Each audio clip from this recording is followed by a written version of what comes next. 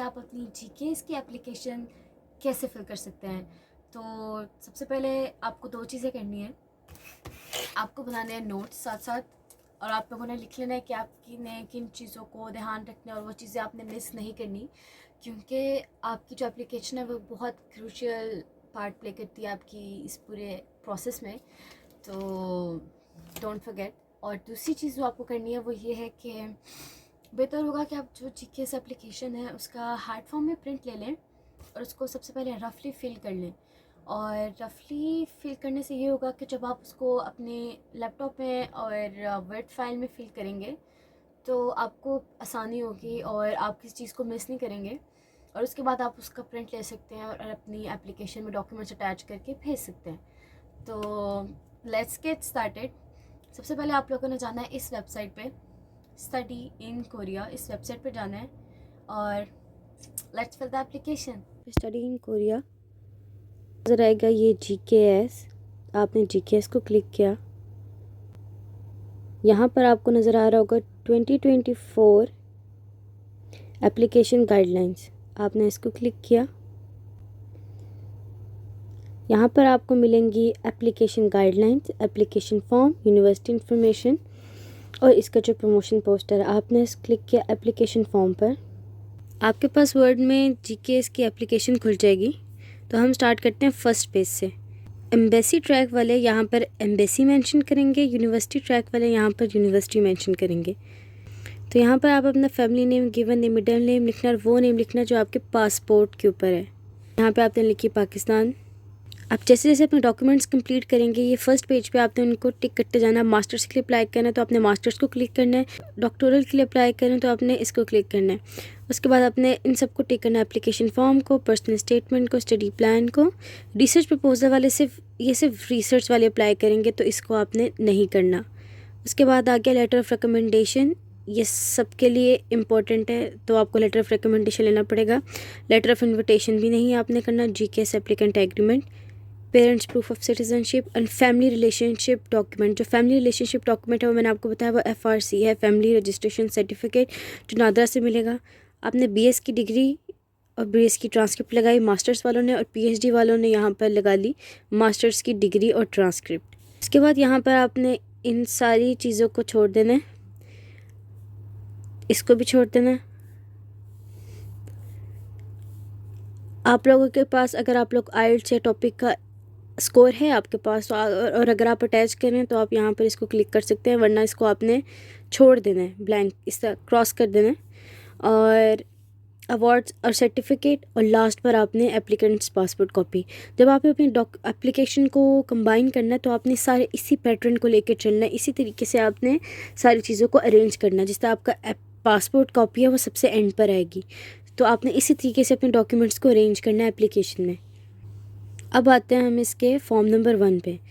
आप सिर्फ एक क्लिक करेंगे, एम्बेसी ट्रैक, यूनिवर्सिटी ट्रैक, और उसमें बाद में आप जनरल चूज़ करेंगे, मास्टर्स और पीएचडी वाले, ये बाकी सारी चीज़ें नहीं हैं।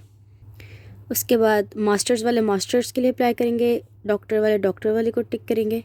इसमें आपने अपनी यूनिवर्सिटी की इंफॉर्मेशन फाइल, आपकी यूनिवर्सिटी की जो आपको दिखाया था पीछे यूनिवर्सिटी का फोल्डर था, वहाँ पे आपने चेक करना है कि आपका जो मेजर है वो किस में आ रहा है। अगर सोशल साइंस में आ रहा है तो आप सोशल साइंसेस को यहाँ क्लिक करेंगे, अगर 2 में आ रहा है तो आप यहाँ 2 को क्लिक भी कर सकते हैं।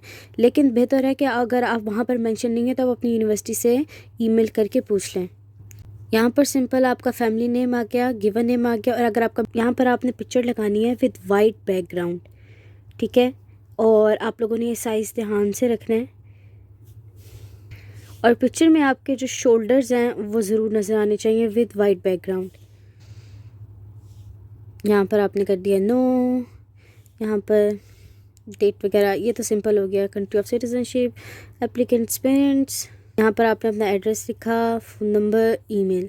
यहाँ पर आती है यूनिवर्सिटी आपने कैसे सिलेक्ट करनी है। तो एम्बेसी ट्रैक वाले यहाँ पर 3 यूनिवर्सिटीज़ मेंशन करेंगे। अगर आप एम्बेसी में अप्लाई कर रहे हैं तो आपने सबसे पहले जो टाइप बी वाला सेक्शन है गाइडलाइंस के अंदर, वहाँ से एक यूनिवर्सिटी चूज़ करनी है और वो यहाँ पर लिखनी है।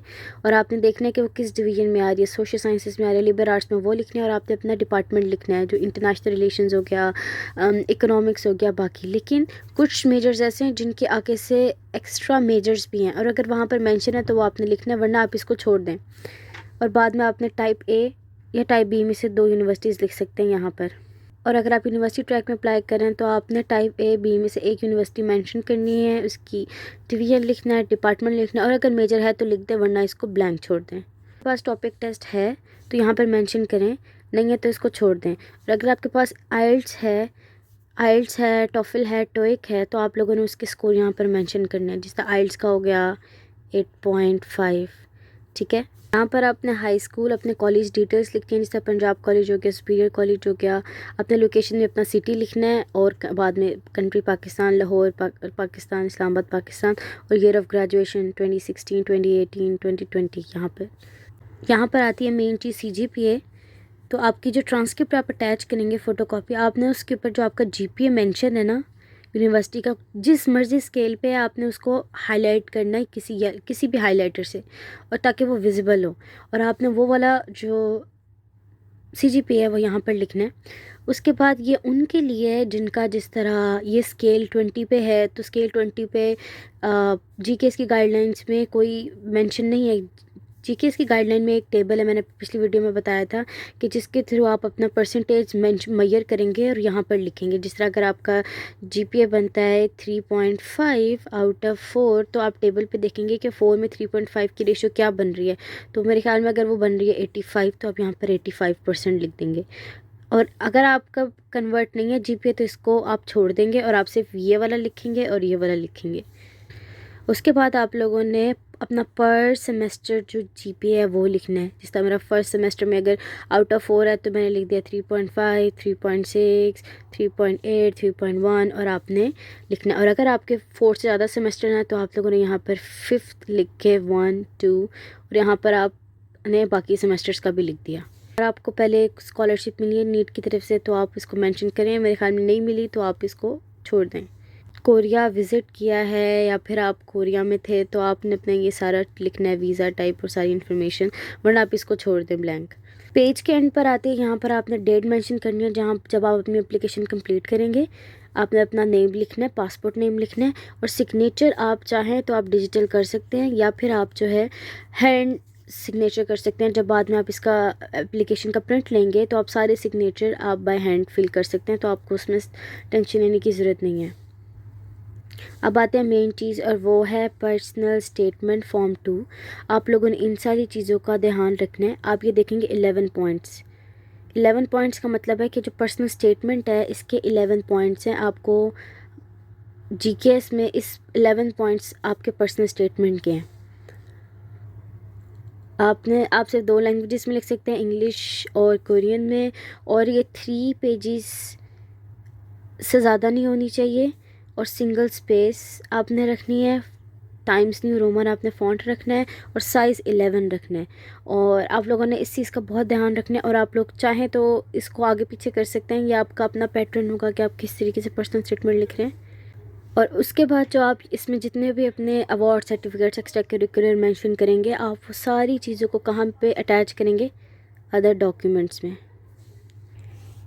यहाँ पर आपने उसी तरीके से सिग्नेचर, अपना नेम और डेट ले ली। उसके बाद आ गई स्टडी प्लान। आपने इन चीज़ों का ख्याल रखना है, साइज़ 11, 3 पेजेस और टाइम्स न्यू रोमन। अच्छा, तो स्टडी प्लान के अंदर 3 चीज़ें, एक है future plan, goal of study और लैंग्वेज स्टडी प्लान। तो आपने इन सारी चीज़ों को 3 पेजेस में लिखना है। आप चाहें तो किसी एक ऐसे को 2 पेजेस का लिख सकते हैं, किसी को 1 पेज का लिख सकते हैं, 1.5 का लिख सकते हैं, ये आप पे डिपेंड करता है। तो मैंने जो अपना गोल ऑफ स्टडी प्लान था वो मैंने 1.5 पेजेस का लिखा था, और बाकी फिर मैंने डिवाइड किया था। रिसर्च प्रपोजल वाला जो है ये सिर्फ PhD वाले करेंगे या फिर रिसर्च वाले करेंगे, तो आप लोगों ने मास्टर्स वाले इसको नहीं करेंगे। अब आता है रिकमेंडेशन लेटर। ये बहुत इंपॉर्टेंट है। आप लोगों ने इस सारे सेक्शन को खुद फिल कर लिया, ठीक है। आप लोग जिससे रिकमेंडेशन लिखवा रहे हैं आपने उनको कहना है कि इन चीज़ों को मेंशन करें लाजमी, अपने प्रोफेसर को, टीचर को, जॉब प्लेस पे कहीं से भी आप लिखवा रहे हैं तो आप लोगों ने कहना है कि इन चीज़ों को आप लोगों ने गाइडलाइन देनी है। जो भी आपका रिकमेंडेशन लिखेगा उन्हें बाकी चीज़ों को भी मेंशन करना है। इन सारी चीज़ों को मेंशन करना लाजमी है, institution, position, title, email, phone number.